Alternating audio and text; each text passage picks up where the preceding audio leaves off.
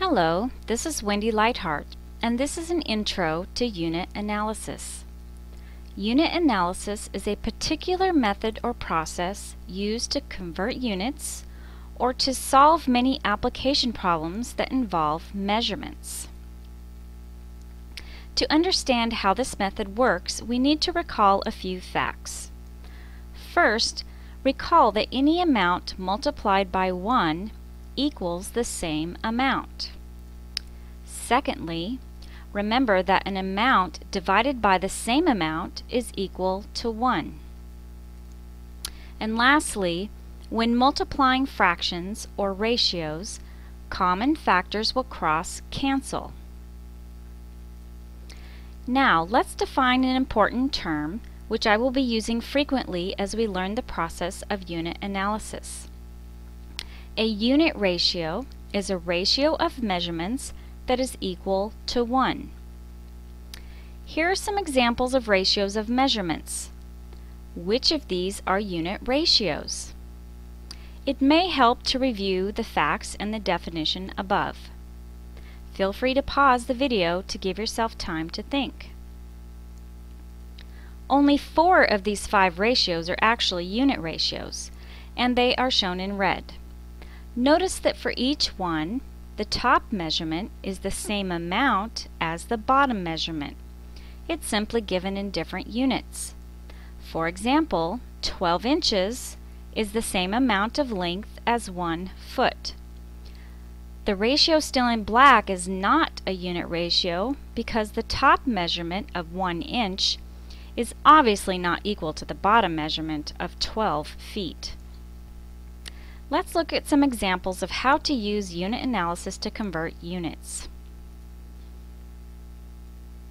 In our first example, we want to convert 2.5 miles into feet. The idea of unit analysis is that we are going to be multiplying what we want to convert by one or more unit ratios.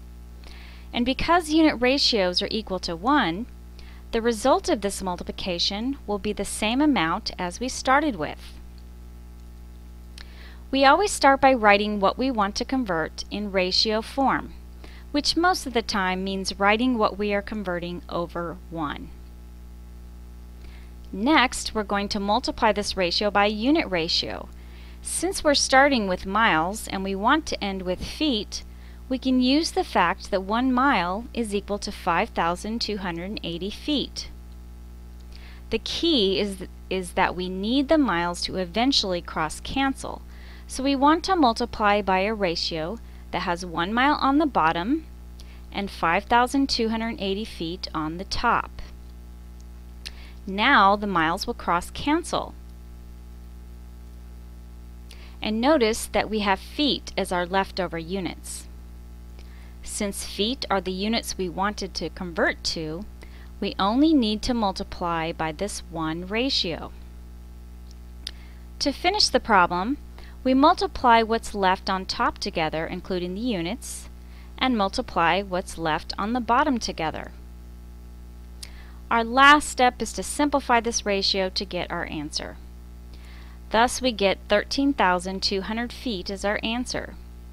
So 2.5 miles is equal to 13,200 feet. Let's look at another one.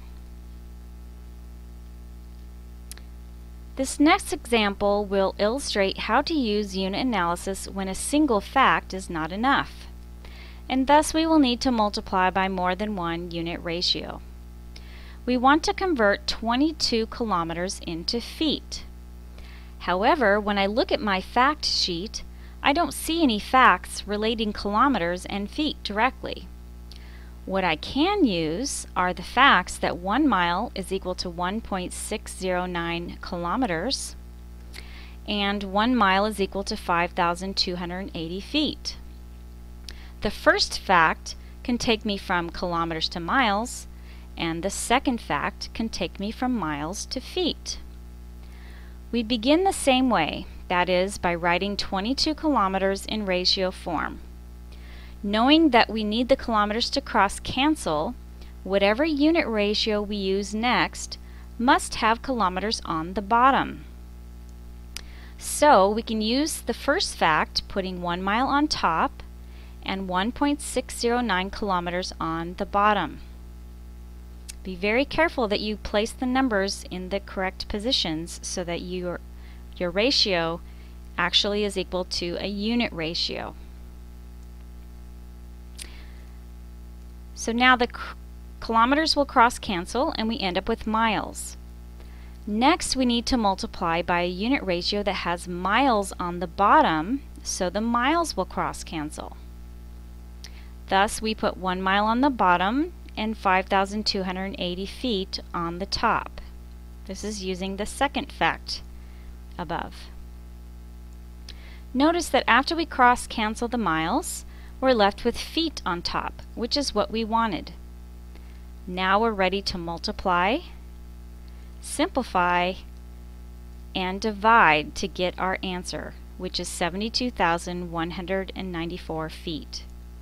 Therefore, 22 kilometers is equal to 72,194 feet. This last example will help illustrate how to use unit analysis to convert rates. We want to convert 25 miles per hour into feet per second. We start out by writing 25 miles per hour into a ratio. And since this is a rate, this means we put 25 miles on top and 1 hour on the bottom. For this problem, we need to end with feet per second.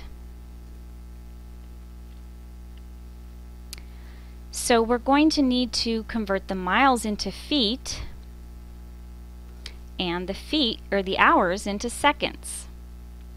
It doesn't really matter which of those conversions we start with. The important part is that we set it up so that the appropriate units will cross cancel. Here are the 3 facts we will use to write the unit ratios we will need. Let's start by converting the miles into feet. Thus we know that the next ratio will need to have miles on the bottom. This means we need to put the 1 mile on the bottom and the 5,280 feet on the top. The miles will now cross cancel.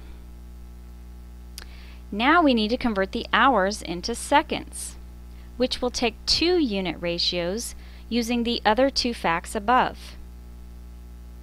Notice that the hours that we need to cancel start out on the bottom. Thus, the next unit ratio we must have hours on top to cross cancel. Therefore, we put 1 hour on the top and the 60 minutes on the bottom. Now the hours will cross cancel because we have 1 on the bottom and 1 on the top.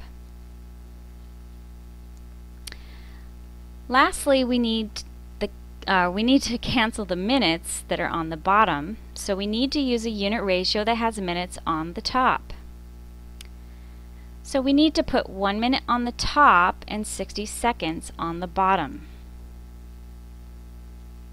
We cross cancel the minutes and notice that the only units that are left are feet on top and seconds on the bottom.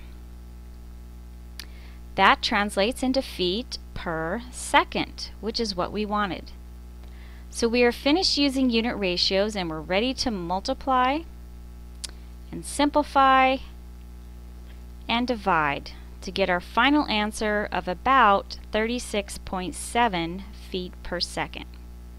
Thus, 25 miles per hour is approximately equal to 36.7 feet per second.